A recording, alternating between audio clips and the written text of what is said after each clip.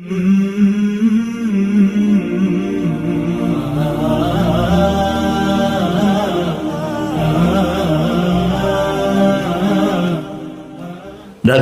په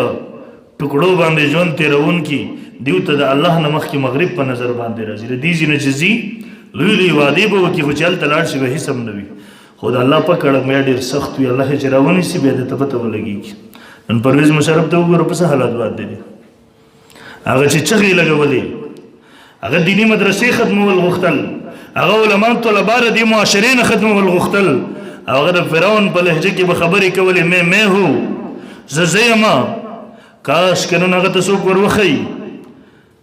چې پرویز مشرف صاحب نن هغه مدرسې هم شته دی هغه علما هم شته دی هغه طالبان هم شته دی هغه دیني ګلشنونه مدرسې هم الحمدلله آباد دي نن تر ذلت په حالت کې پروت دی ثم لا یموت فیها ولا یحیا نه درته مرګ راځي نه ژوندی کېږي او بل عذاب به مسلط شو عدالت ورته پانسي واوروله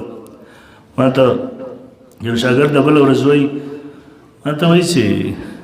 دا خو ورسره احسان وکړو که نه دی عدالت ما ورته ویل څنګه احسان وکړو ما ته وایي خو هغه په داسې حالت کې پروت دی چې نه مري او نه ژوندی کېږي اوس عدالت دی پانسي کې خو احسان به ورسره وکړي که نه د مصیبت نه به خلاص کړي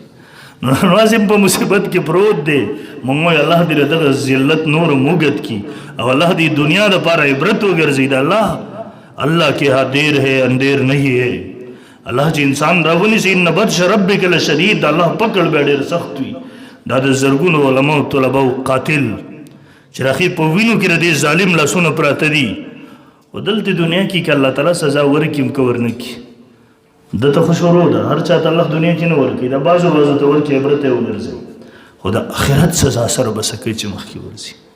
کاش دې حکمرانانو ته عقل راشي چې موږ د 2 ورځو دنیا دپاره خپل آخرت ته